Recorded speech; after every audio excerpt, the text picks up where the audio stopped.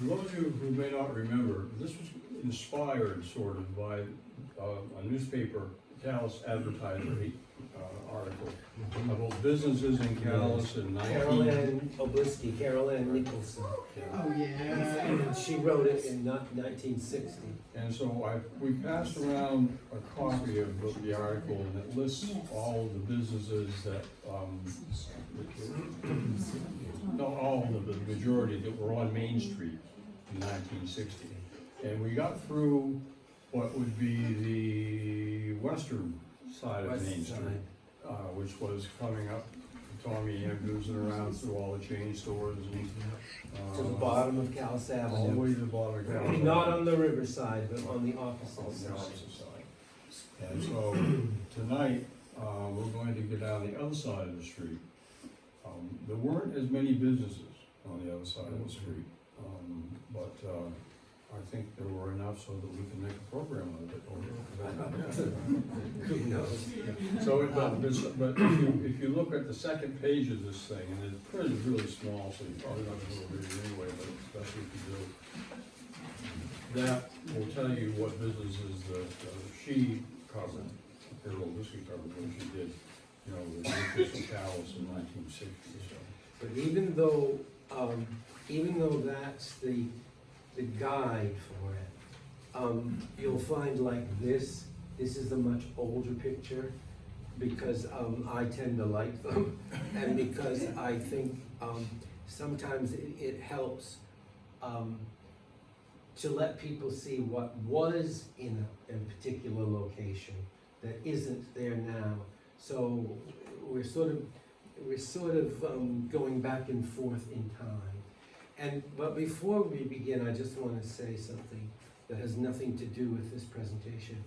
And that is, if you have noticed, or I haven't had time to notice, if you haven't been here for a while, Patsy Beckett and I have been working on this building to improve its use and its historic value. And you are welcome. I will tell you, we are not finished, so everything is not completed. And when it is, we'll probably have an open house. But if you remember, the office for the Historical Society was in the back part of that parlor. That's been moved upstairs, and we've restored that parlor. We found a number of things in the attic, which we've brought down. Everything's been thoroughly cleaned and polished. The bedrooms, we just have one more bedroom to work on. Dr. Holmes' bedroom is open. The bedroom over this other end of the parlor on the other side is now a library for the Historical Society. It will have a table and chairs, and there are still things to come, but you certainly are welcome to wander around after the presentation if you want to see it, or if you have a question, you can ask Alan or Patsy or me. And we owe a debt of gratitude to Patsy, because Alan and I have been talking about it for many years and done nothing. Couple decades. And as Alan said, I've looked at that library for 6 months, and Patsy came in one day, and now it's all put together.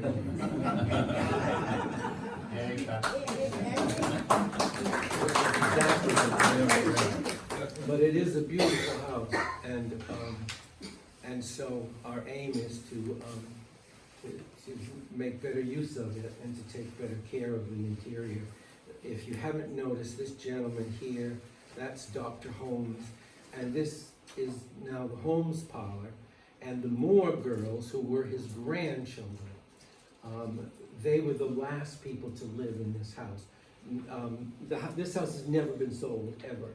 It was built in 1850 by the family, and then it's just been passed down to, first it was a boarding house, and then it was, now it's the Historical Society.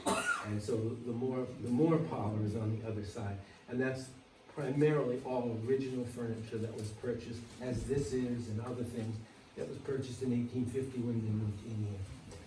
And if I don't stop, I used to give lectures to hundreds of teachers, and they used to say, if you give him a microphone, you have to get a hook, because you've got to pull him off. So, if I keep talking, we'll never get to whatever this program's supposed to be. Now, the first time, as Alan said, we went all across the other side of Main Street. And now we're crossing over. This building looks very different now, but I'm sure you know, this is the St. Croix Club. Oh, come in, Gloria. Where'd you see that? There are two up by Johnny. Sorry about this, we were in St. Andrews. Oh, we don't mind. We've just been gabbing and having sit in. We haven't even started the program. No, We're ready for you. It's 8 o'clock, and we haven't started. Okay. Now, this is an old picture, of course, and we're going to show you several pictures. This is an old picture of the St. Croix Club, which is at the bottom of Callis Avenue across the street. Looks very different now, and we'll show you why. For those of you who aren't from Callis, where we are right now is right over there on the other side of this. Yeah. When we were growing up, over here was Barium Bath's Esso Station, and then there was the Charles Hotel, and we were right across from the Charles Hotel. So that building is right at the bottom of essentially Callis Avenue. And it started out as the Eaton's office, and there was a woman, Lillian Todd, I don't imagine many people will remember, but a few of you will, who lived on Callis Avenue in the house that was a bed and breakfast and now belongs to the dentist. But Lillian Todd was Mr. Eaton's daughter, and this was his office. You can go to the next one. May I ask a question on Yes, sure, go ahead. Did either of you see the building like that, Yes, or? yes. Yeah. Yeah. So has part of it been chopped off? Or No, something? we'll I'm get to getting that, it. you'll get to it. Jerry, what year do you think that photo was taken? I mean, there's a house. 1890 walking down or the so? street. Yeah, that's You probably didn't before. see it then. Oh, no, but we saw it when it looked just like that. When we were growing up here, that building Yes. looked like that. Yes. It did, yeah. And that's how the building looked, until 1959. And this is the same building, and along here, all of these buildings, and right there, that was the Emmons Hotel. This was a busy section of town. This again is probably the 1890s, but Was that before Alexander Buick was? that's before Alexander Buick. But in a moment I'll show you. I can show you which building became Alexander Okay. Buick. Yeah. Yeah, that's where your father worked. Yeah. This Evans Hotel became J.D. Thomas. Yes. Oh, okay. Yeah. It's where Billy Lee has his garage now. Okay, Laura. All right. Oh, now, oh yes, we threw this in this afternoon. I don't know how many people will remember this. Now look how horrible that is. That is, go back to the other picture for a second, please. Right here, and it's still there, there is a road. Oh, it's right over there. There's a road, right next to the bowling alley. It goes down to the river. Okay, now you can go back to the other one. This was the Callis City dump. And we dumped everything, and the tide took it away. Oh, it took it to Eastport. That's where it took it. Yeah, it took it to Eastport.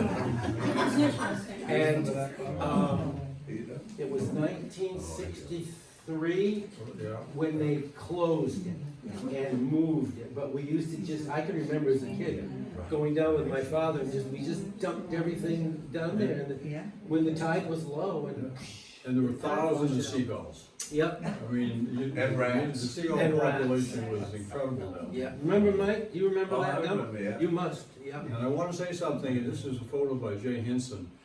Jay campaigned for a long time to get that dump closed down.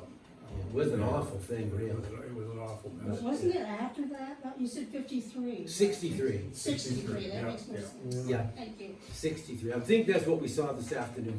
Okay, we can go, now this is the interior of the Callis, the St. Croix Club. And this is back at the turn of the century, when the St. Croix Club, which is now the bowling club, Yeah. was a gentleman's club. And there was a bowling alley, wasn't there? There was a bowling There was a alley. bowling alley, the billiards and the pool. Only gentlemen were allowed to go in there, only men. And only people who and- were influential Yeah. and The businessmen, Eatons and the wealthy. Todds and the Murchys. Right. And you can see how, here they are playing pool and they're all dressed in suits. And you can go to the next picture. And this picture is a picture showing, what year is it? This is about 1959. This is the first time women Were allowed in there. to play pool, And pool tables at the St. Croix Club. This is, does anybody recognize that? Do you know Patsy, who that is? No. That's Sandra Ramsey's mother. That's Louise Armstrong. Oh my gosh. And on the underneath, it said that the next person was Lois Alexander, but I can't tell that looks like Lois, and the picture looks like she's got Hairstyle. paint all over her. She always had that hairstyle. Yeah. And then this is Tilly Gordon.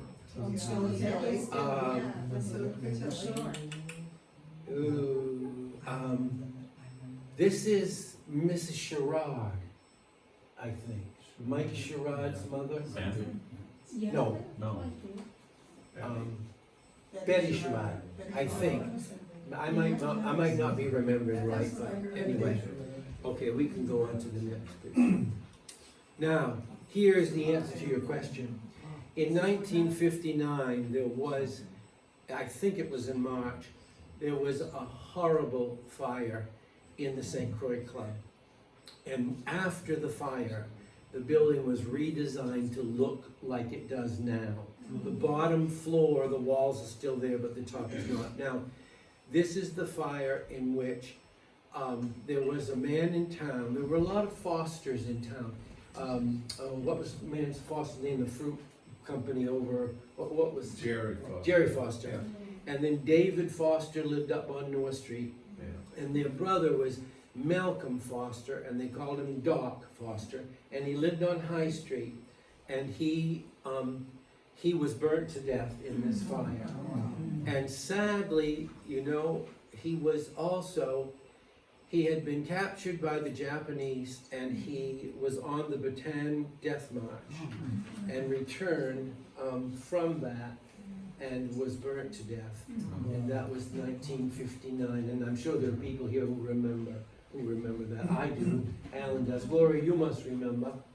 Yeah. Yeah. I went to school with Mike. Yep, Mike was in your class, Mike and Danny and Tommy. Yep.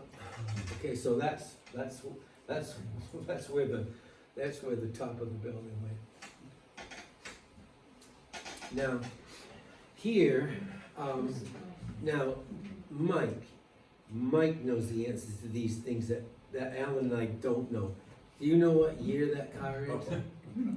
Yeah, no, you're pretty good at it. 30s, I think. I don't know, yeah, This I'm- is a 50s photo. yep, I'm pretty sure. this, But yeah. that car is. But early, Yeah. it would be early Pre-World 50s. War II, for sure.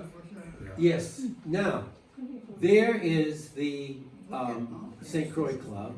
There's the Esso station. The Esso right station, across which from here. became Ronnie's garage. There is the Charles Hotel, which was a double house to begin with. We can't zoom this in, can we, like we can on the computer? You probably, maybe should. Can you make this come closer? If you can't, no. Yeah, maybe No, not. don't worry, don't. Yes, there you go, but I don't wanna mess it up. Where do you wanna go? That's fine, that's fine. Now, Joan just asked about Alexander Buick, and this was called, what was it called? Garage Row. Yeah, Garage Row, because all of the dealerships Yeah. and gas stations and things were down here. And this building, and it's a little hard, in a minute you'll be able to see, I think. It's a little hard to tell, but this building right here and this little appendage with that little gable up on the top, that is, and then you see these bay windows. The bay windows were stripped off the building, but that is Alexander Buick. And we'll show you a picture where you can see, just try to keep in mind this little appendage on the side with that gable. But The that is, bottom part looks the same. the bottom part, yeah, and, but those bay windows and all, you know, that was all stripped off, so, yeah. Okay, yeah, oh, no, Alan was, yeah. I just wanna say, back in this era, in the fifties and sixties, if you wanted to buy a car, you didn't go to a lot and pick your car out and drive it off the lot. You went to one of the dealers, and we're gonna see the Chevrolet dealer, for instance, up here. And they ordered your car for you, and it came in on the train eventually, a month or two later, and you went down and picked it up after you had paid for it, Or obviously. somebody delivered it. Or someone delivered it to you, Yeah. but there were no car lots and dealers that allowed you to see exactly what you were And you getting. could order what you wanted. You could order what you You could wanted, do- you had a lot of options in Yeah. those days, yeah. You can still do that. You just Yeah, have to yes, pay oh, more. yeah, you can, Yeah. yeah. Okay, I didn't mean to mess you up, okay. Now- Now, here's Alexander Buick, and you see this little gable, Yep. that's the same building. Now, at this point, and this would be, the sixties maybe, and here, we've got the, Jack Thomas's garage up here, and most of all these other buildings are no longer there. But, and for those of you who don't know, who maybe can't place this, there's a car parts store, which is right in here, and this was Roger Alexander, and he repaired cars, you know, he did body work and that sort of thing, and now I think it belongs to Jake Chambers, but the building looks quite different now. Okay. And here we are again, this is just the building that was next to Alexander. Chevrolet, The Chevrolet. Chevrolet. Yeah.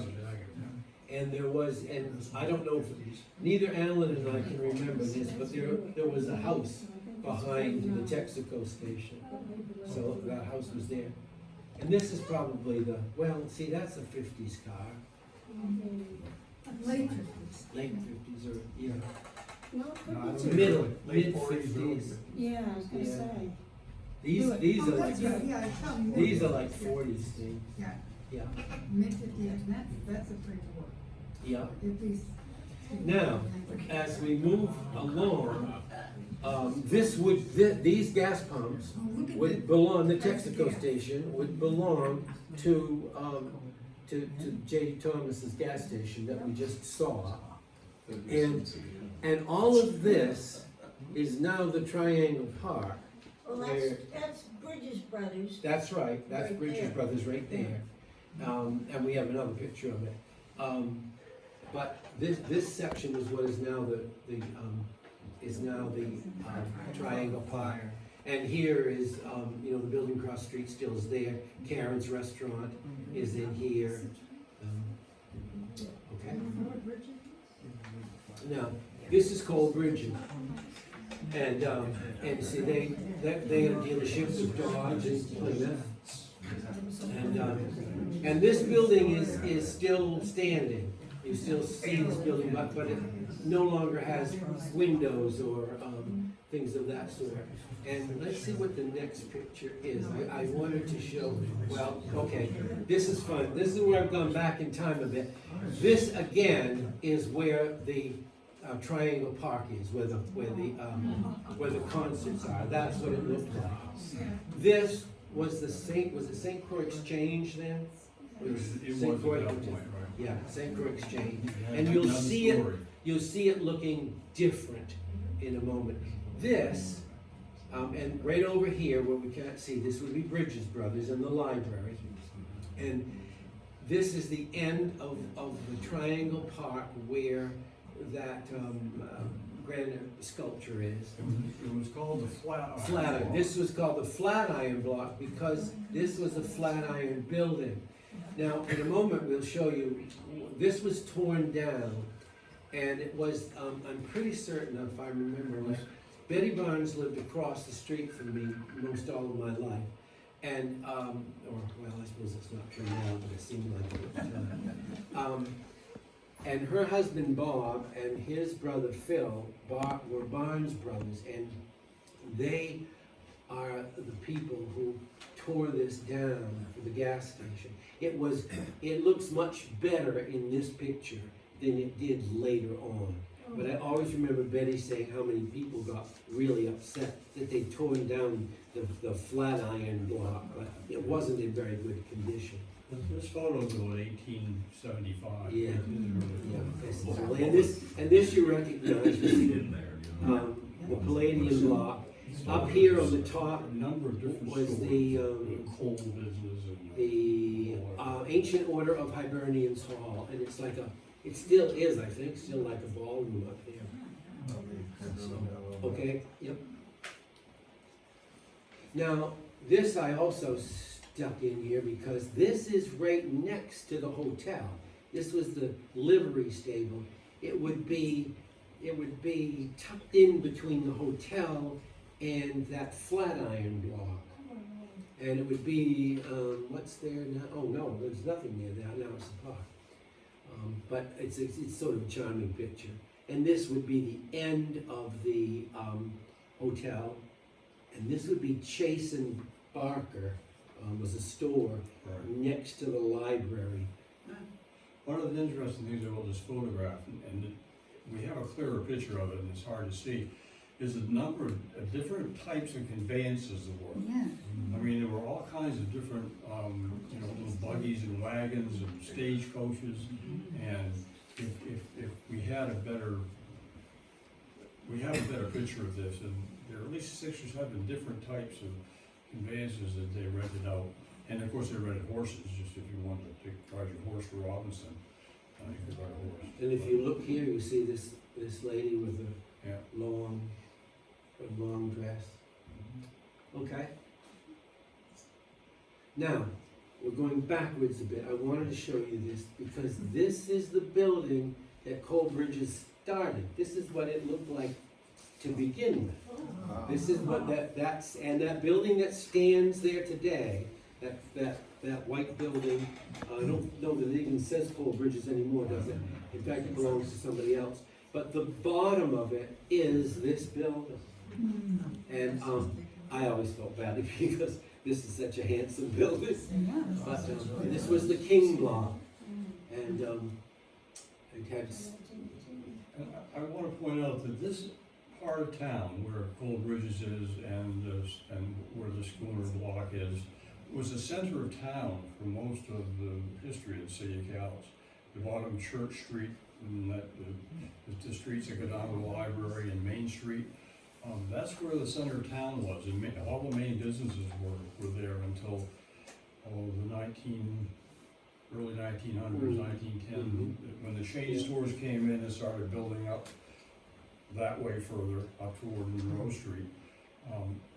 It was the center of town, and this store was, the Hill Pike store was probably the busiest place in town for several decades. And if you notice, this from 1871 to 1918 was the home of the Masonic Lodge. So the And that's a Masons frame met- building, isn't it? What's that? It's frame, it's not brick, right? That's a frame building. Yeah. Yes, that's a wooden And it's frame still building. standing, that's really nice. And, Well, all that's standing is the bottom floor. Really, but and the original, a I famous don't think there's Calais- much original left. a famous Calais basketball team called the Calais Buicks had their court. Either here or here, their basketball court was at the top of that building, and they were quite famous in the early 1900s as a basketball team, won a couple of state championships. And you can see this was the Christmas card for the Masonic Lodge for December 1946. But it's a charming picture, and there are none in this particular slideshow, but there are pictures that show all this area when when the trolleys ran, and the buildings were really quite handsome, but it's before our time, I'm afraid. Now, here's the St. Croix Hotel, and this was later, this was in the 60s or 70s even maybe. And you can see the gas station, there were two gas stations here. There was this, where that gas station is, where that sign is right there, that's where the livery stable was a moment ago. And then there was another gas station just beyond that, there were two in a row. And this was the St. Croix Hotel. It was a busy place, there was a lounge, there was a restaurant.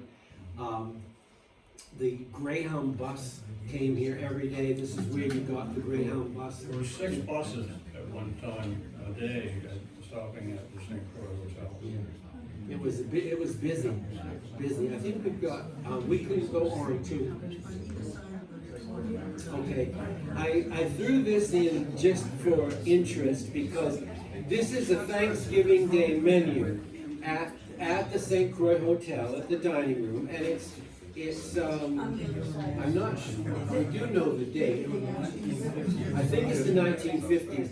Anyway, if you look, you could go for Thanksgiving dinner. You could have your choice of any one of these appetizers. There were assorted relishes. There was a salad. You could have turkey with gravy and cranberry sauce and dressing, or you could have roast stuffed raw Cornish hen, or you could have prime rib with Yorkshire pudding, or you could have the lobster salad plate, and you could have all these vegetables and rolls and breads and pies, and it was $2.50. And if you brought your children, it was $1.75 for them, and that included everything. That's why I threw that in just for that. In the 50s. Yeah. Okay, now here we are again, and this is the St. Croix Hotel again. This is a little bit earlier. This is probably the end of the 40s, maybe the end of the war. I don't know. But those are mountains. I think it's 1949. 1949. Yeah. Did the North Street not go all the way down to the, Yeah, it did. it did at that No, point, so that should be Yep. right in there somewhere. It's, well, we haven't gotten to that far down. There were a lot of things on North Street, at the bottom of North Street. Okay. Yeah, no, it went all the way. This was the St. Croix restaurant, and I will tell you the story. This is what was always told to me by Pauline Horton, for those of you who remember Pauline Horton. But Pauline Horton was married to Tom, and Tom was Dr. Swan's grandson, and they lived, well, they had the house from the time it was built until the 1970s on Swan Street. But Polly would always say that Grandmother Swan and old Mrs. Horton and all of the upper crust ladies in town, when they would have a luncheon, they sometimes would host it at the St. Croix restaurant, but they would bring all their own china and silver. And the waitresses would set everything up for them, and so instead of them coming to their house, they would bring all their own things in, and they would have it in the hotel. A lot of you folks probably remember Louis Morrison, the barber. He had his first barber shop right here, right next to the hotel. And then this was the Gem Restaurant, and that was a brick building. Yep, okay. Now, this is just the same Yeah, you just picture. get by that. Yeah. I hate that. Now, here is when it was demolished, and that was 1983. It was demolished in 1983. Joe Yanofsky owned it at the end, didn't he? Did he own it when it was down? He owned it for quite a long time. Spinney owned it for a while. Yeah, But but I know she did own it, I think. yeah, he did. He owned it in the Why was it 60s. torn down? What's that? Why was it torn down? Because it was falling down. Yeah, it was kind of dilapidated. Yeah, it was in bad shape. Was it the last building on what is now the park? It was standard. Except for the gas stations, it probably was. Yeah, because the other buildings went sooner, the gym hotel and gym restaurant, they went sooner. Yeah, Wait, Jerry, I have a question. yeah. How did the property that all these buildings got, torn down become public property, or was it donated or bought? No, I think it was purchased, wasn't it? Do you know? I think it was, I think bought the it, city, they tore it down. either that or things had been taken by the city, I don't know.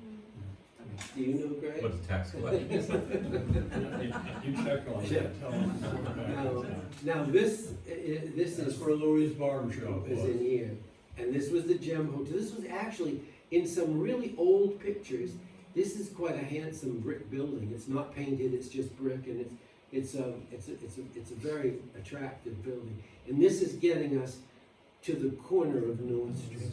That's getting us to the corner. This restaurant and hotel, well, I'm not sure about the hotel, but the restaurant was probably one of the most popular places in town. And it had a really good business and was here for quite a long time. We have lots of stories about the Gym Hotel during the war, Yeah, with the Seabees coming and the airmen from Penfield. They would hang around the Gym Hotel and the restaurant and the bar, and it was quite a wild place.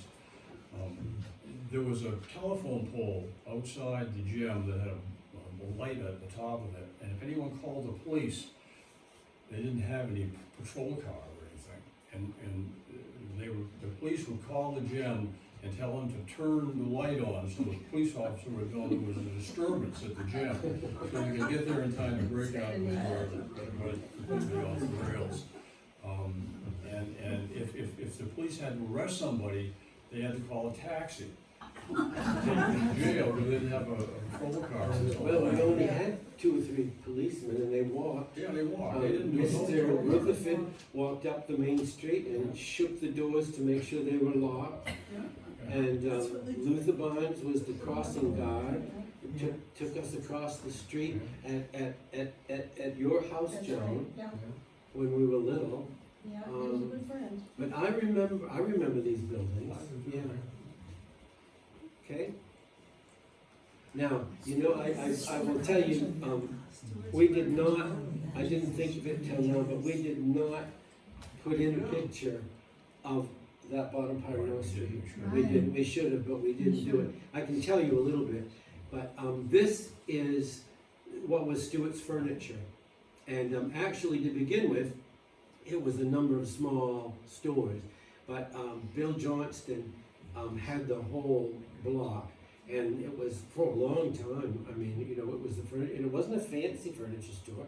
It was just almost warehousey inside, but that's where everybody went to get furniture. And originally, there had been a sail loft up on the top floor where they made sails for the clipper ships.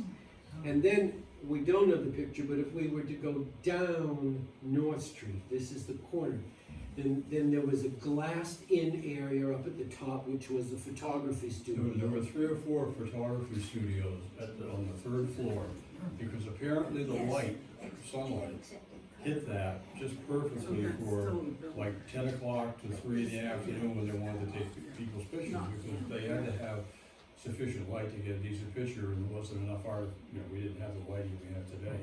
And so there were at least three photographers up on the 3rd floor of that. There was a big skylight, which we have photographs of, but we don't have a photo of it. And then there was another, I think it was a mansard roof, quite a good-looking brick building also beyond that. And then there was might have been wooden, where Dr. Myers used to have his eye doctor place, that building. That was down at the bottom of North Street. Steve's Plumbing was down. Steve's Plumbing, yeah. And this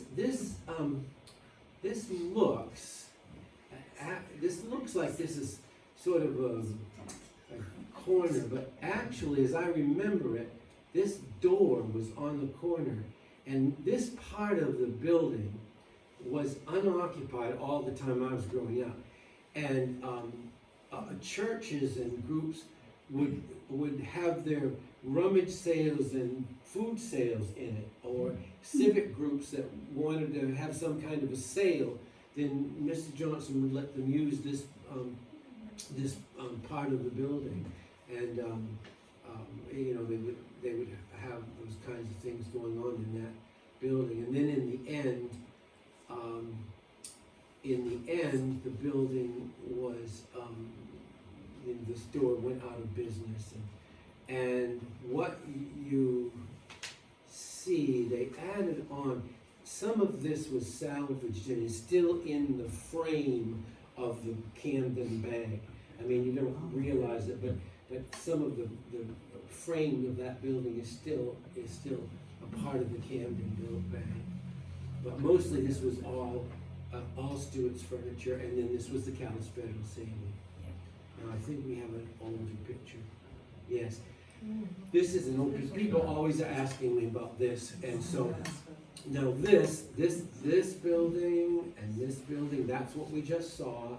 That's Stewart's furniture, and then this was Bruno Kalish's store, and Bruno Kalish lived in the house on North Street that was the Jewish synagogue, and it stood where the tire place is. I can't think of the name. VIP. That was where Bruno Kalish's house was, and Bruno Kalish had come from east. Yeah, and so he made this minaret. Now it was taken down in the early 50s. I don't remember it. Do you? No. But I often have had people say to me, "Isn't it too bad that they took it off?" I mean, it really added some interest to architecturally to the downtown. Bruno built this. His father Joseph was the original immigrant from Armenia, and he brought his family. And Bruno was his son. And Bruno had a store right in here. Yeah. Kalish's clothing store. Yep. And as his father was getting older and older, Bruno decided he would build a minaret on the top of his building so he could drive his father down by it. We remember the old country. And that's why he built it. It was the only minaret in Maine, Yeah. or maybe on the East Coast, I don't know. And sadly, and if you notice, because I did this with somebody recently who asked me about it, if you look, this is still what is the Camden National Bank, and this bank of windows is still up there just the same as it was. This is a dog. That's the dog. And there are two pictures. And there are two pictures. We have a clearer image if you could get that. That's just a And, dog waiting. And over here would be Beckett's store. Yeah. And this building is still there, although I think that it has smaller windows now. This is the building that you had and redid, the Beckett store building, and this wooden building is what was taken down and became Newberry's and Woolworths at one time. Yep. Okay. Now here we are, and we've got, this is still looking the same. You see, what they did over here was expand Callis Federal Saving a little bit and bring it over into the bottom floors of the bottom floor of or 2 floors of the old furniture store. And this sadly is another horror story for the city, and that's the loss of this post office. It was a magnificent building, one we would never ever have again, and it was wantonly destroyed. It was built about the same time as Eastport. Yeah. The Eastport. Because it's the same style and it was large pieces Oh of. yeah, it's a different. They have And different they were all architects. numbered. They had different architects. This one was James Knox. James something. And in Woburn, Massachusetts, I was in Woburn one day, and I looked at the post office, and I thought, my goodness, you know, that post office is not exactly the same, but it must have the same architect. And so I went I went inside and they said, well, it's on the cornerstone, and it did have the same architect. And Woburn also had a congregational church built by John Stevens, who built the one that burned, the big one that we had here. And again, after the one burned here, I was in Woburn and I thought, that church looks like the one at home. And it was also by the same architect. So Woburn had a couple of buildings.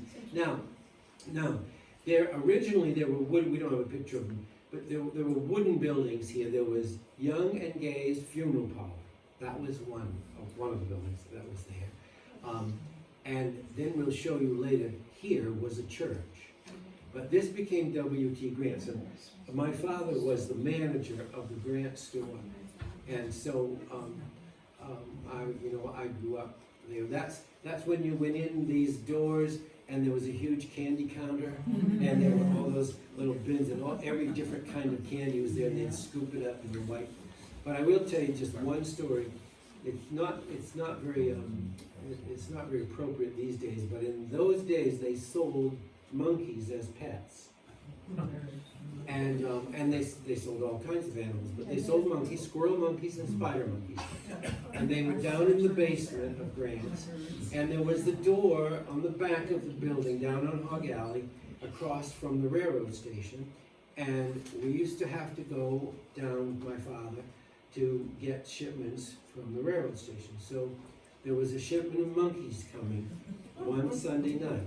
And so we went down and got the monkeys, and we'd take them and put them in the cages in the store. And there was a big spider monkey that was there for years and years and years. And finally it was sold, and the woman who took care of the pets sobbed for days and days. She loved that monkey. But anyway, we had this little squirrel monkey, and it came in a cage in the train, and it evidently had gone around the corner or something and been thrown, and its shoulder was all cut, and it had a terrible fever, and it was also, so we brought it home to take care of it. And we loved the monkey, and it was sick. So my mother was quite tolerant, because the monkey's sick. We'll nurse it back to health.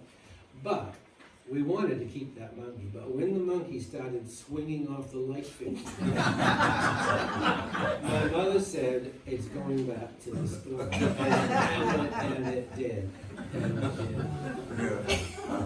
And in the old days, at Christmas, the streets were, the colored lights were strung all across the street, and it was crowded downtown. That was what it was like. Okay, are we getting late? Now, Grant's, we just saw Grant's, and there was nothing next to it.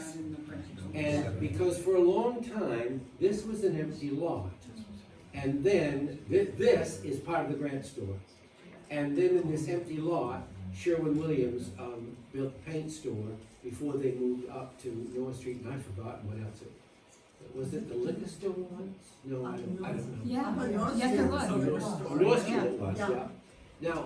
Now all of this, and this was the Olson block, and it had two sections. And this is Johnson's Highway. You might know more. Mike, you have anything you want to add, you tell us. And on this side was J.C. Penney's. And then Johnson took over the whole thing, didn't they, Mike? They did, yeah. And so anyway, J.C. Penney's, people's memory of J.C. Penney's is generally that they had pneumatic tubes, and so there was no money on the floor. So when you purchased something, then up there was a balcony would be in this front part of the building, and the office people would send the pneumatic tube down. It would come swishing down on a wire, and the salesperson would put your money, because you didn't have credit cards in those days, he would put your money in the pneumatic tube, and it would be shot up to the office, and they'd make change, and they'd send the change back, and she'd take it out of the tube and give you the change. And that's what most people remember. Now, there were beautiful apartments up here, one of them had a fireplace there. And then these were offices. Harold Jewett had a law office, Dr. McTagg had a dentist's office, Dr. Mechanic had an office right there, right there. and I Yeah. hated to go to the Well, we office. could, we could tell stories about why you might have hated it. He probably was inebriated when he was working on your team. And then after this has had several things too. Here, this is Mr. Paperback, and I am not sure what this is at that particular time. It was a number of things, but, and we will show you a picture Restaurant? of it earlier. It was DeMont's Restaurant, but it looked different than that. Go ahead and let's see what's next. I don't have any idea. Okay, this is J.C. Penney, and that's before Johnson's, isn't it, Mike? That was a radio. Home radio. Radio. Home radio. Yep, it was home radio. That's right. And I can't read them, but Right, you you can can tell see those the, are all offices. 'cause yeah, they- you can see the, Right you can see the hand. writing on the windows. Yep, yep. And J.C. Penney's had quite a big entrance here with windows, display windows before you got to the doors, and a tiled floor, and all that sort of thing. And then, of course, and we don't have a picture of it, and then it burned. Someone, it was a set, wasn't it, Mike? Yeah, there was a kid, and he was upstairs in one of the apartments. Yeah. They were playing Yeah, I a couple remember. of them, and somehow they set it on fire. Fire, yeah, Yeah. yeah, it was a bad fire. So Okay, it was accidental, but Well, sort of. Well, I guess, yeah. No, all right. Now, a minute ago, one of these we saw was Mr. Paperback. Fenderson's Insurance has been in a number of places, but this is the same appendage. And this is the Good House next door. We should have put a picture of that in too. But that's the Good House, which is now the Fitzgerald's Tavern. But for years and years, it was a residence. It was just a residence. And this was Sears and Roebuck. And I think that Mr. Paperback moved into here at one time too. But this also was a car dealership once, wasn't it? Yeah, It was an Amoco gas station, yeah. and a car deal. But it had a different front. Let's see, we must have a picture of it. No, okay. I threw this picture in because I just like these old pictures. This church, and this was an Asher Basford church, and this house is an Asher Basford. He was the architect, and he also was the architect for this church. This church originally was the Baptist church. I think it was built in the 1830s. Then they moved to another church up on where it is now, on Church Street. And then this became the Methodist church. And then when the Unitarian church was at the bottom of Callis Avenue stopped functioning, they abandoned this. I believe this may be the window, but in the Methodist church on Hinckley Hill, they do have one of these windows from this particular church. But this is, all right, sure. You see, this is where Johnson's Hardware was. That's what was there before Johnson's Hardware and before the Penny's store. There's this cave and then another building, and probably tucked down in here, that probably is, well, it is, watch. If you look right there, that's the Good House. That's the shape of it. That's that little part that juts out and the porch on the front, which is now Fitzgerald's Tavern. And this photograph, they're removing snow, and this is how they did it. Shovel the snow into the wagon, and the horses hauled it down to the river, and then they came back and they shoveled more snow into it, Okay? All right, now, here again, this is the Good House, and it was divided in two.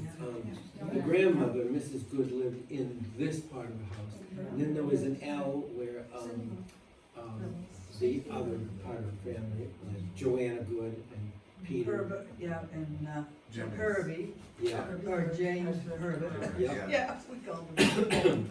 Now, this, when we did the first presentation, of course, some of you probably weren't here, but across the street, where Yanofsky's had built the theater, the State Theater, and the Harvey Studios was in a building over there, and there was a fire in 1958, and after that, Harvey Studios, this building had been basically empty, but Yanofsky's owned it, and sometimes they would have it for Christmas and have toys and things in it, and then there was a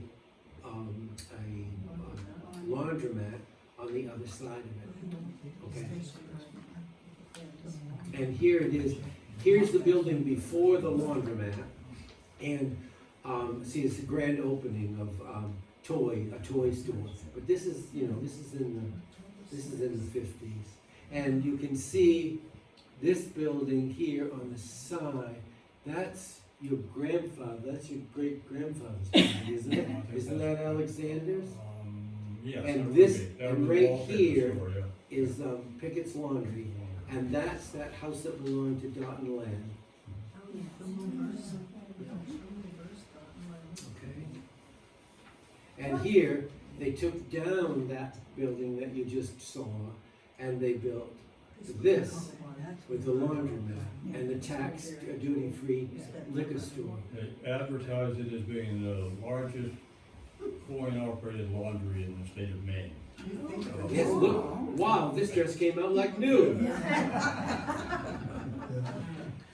So, and now there's nothing there, right? Nothing. Was And, that before everybody had like their own washer and dryer? Well, but yeah, well, Well, not really, only No. private were that way. people have washing machines, but not yeah, dry. and we had dry cleaners, we had two dry But I think cleaners. those are dry cleaning machines there, Yes, that's why yes, she's yeah. talking about dry But I cleaning. think they also, I think they had both. Yeah, so it's dry cleaning. Yeah, they definitely had washer, Yes, they had washer and dryer and. also dry cleaning machines, yeah. So because you can do your dry cleaning for a little money. But this building, of course, is gone. And modern to the nth degree.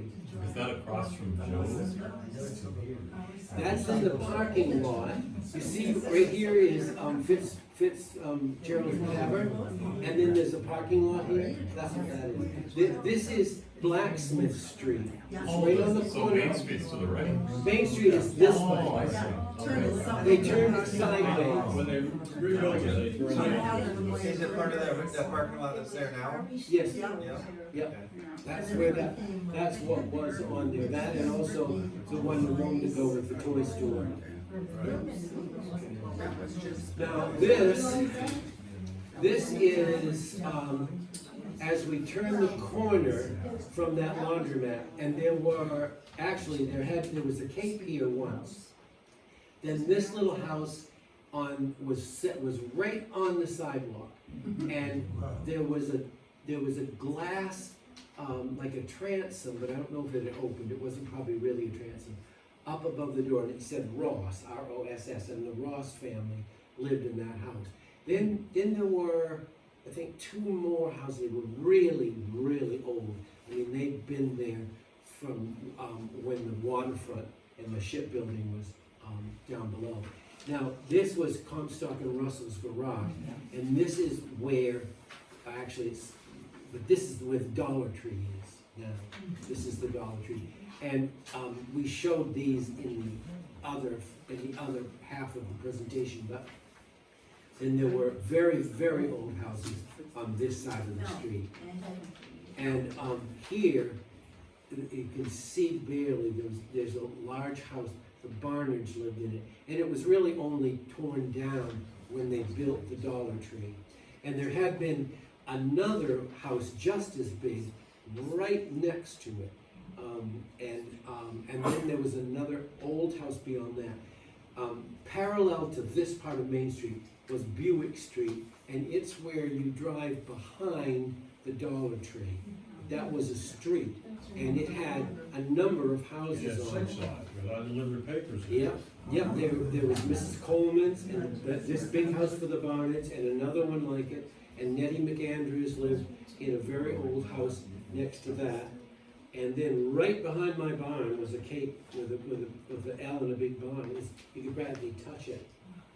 And then old Buck Levitt lived up the lane in the, do you remember him? Oh, you remember? We were all, we were scared, yeah, we were Scared. scared of Cliff. Yeah. Did Buick Street connect Union and to No, Monroe? Buick Street was a dead Yeah, end. Yeah, no, you walk down, you have to walk back out of it. What year did they pull down the library? Was that the late sixties? Pull down what? The post office. Post I mean, office. the post office. 86 or 7. No. Yes, No, yes, it wasn't was. that late, yeah. Yes. Earlier. Was it? No, it wasn't. I hate to argue with you. I thought But it I was in the remember being 70s. here, it was, I remember wheeling my son was born in '68 in a baby carriage, and they were. I thought it was the late it '60s. wasn't, it wasn't. We had photographs of it being. Yeah, we'll look it up. Well, And I I'm was sh- reason I'm sure it was the 80s.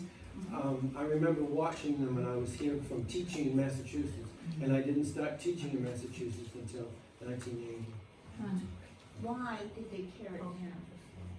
Well, it was probably the one thing. Don't get him going on this No, one.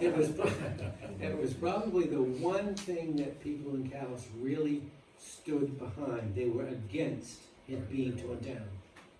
And when they had meetings for it, it was one time when crowds of people came to voice their opposition about it. But the city council would not hear a word.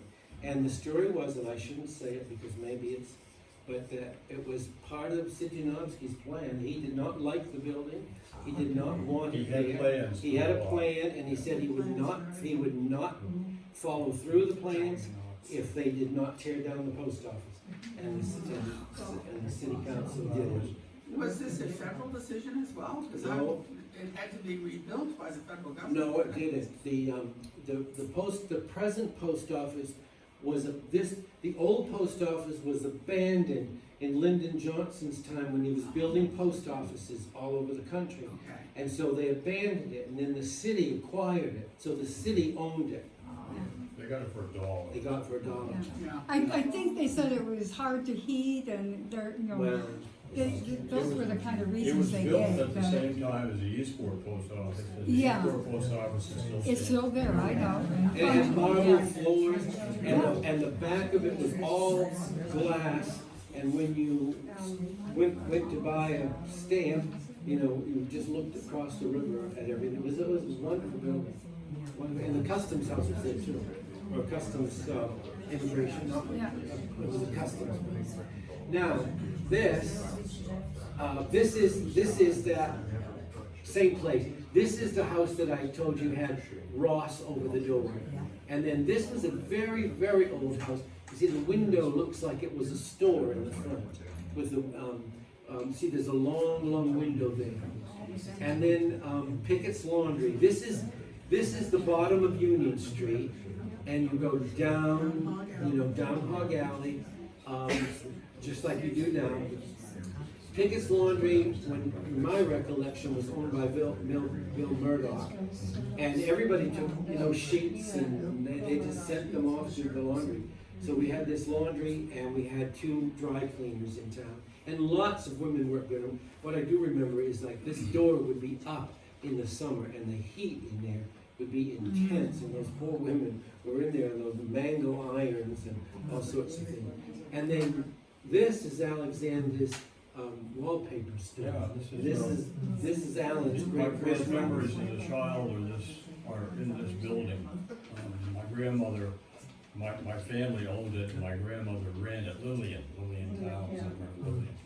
And I have a lot of recollections of it. Mostly I remember when the train came by, it shook. Yeah, 'cause It wasn't in great shape, frankly, and I was surprised it didn't fall down at that point. And they took it down to widen the Right. road. I remember It it. was pretty narrow here, Yeah, it was. and now it's wide when you come up there, but that's all, the footprint of that is now along the road.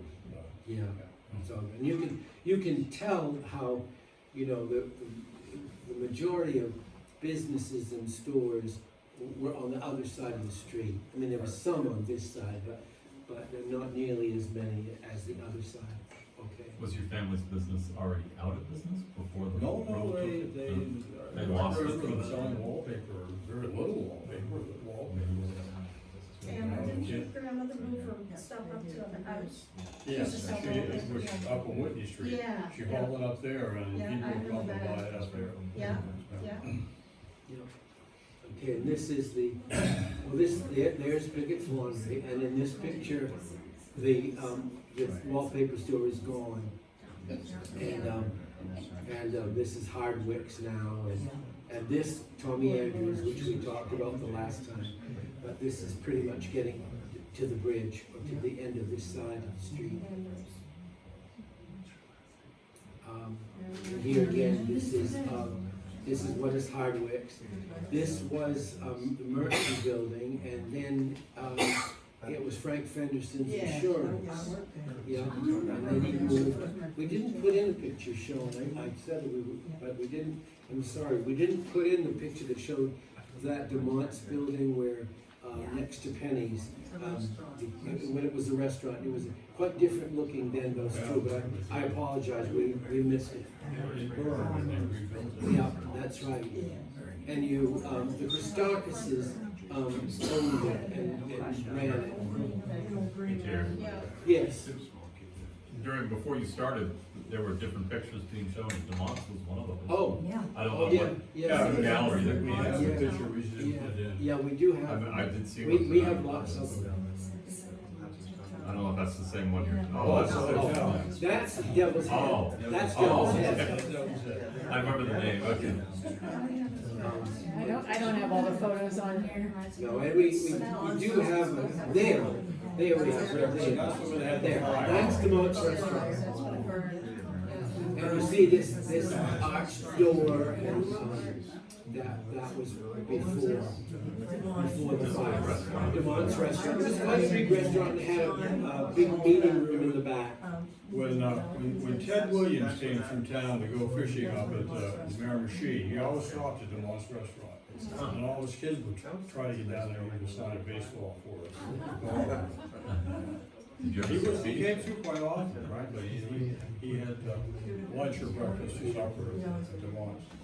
Well, After it burned, they didn't, no, they moved, they left town, the Christakises left town. But, so that really takes us through to the end,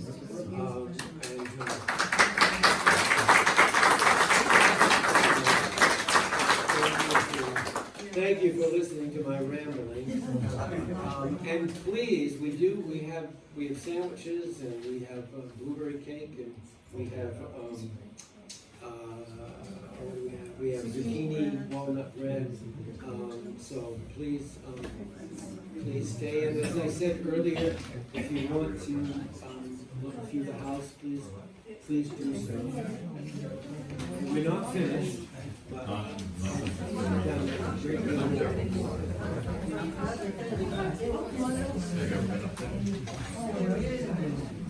Oh,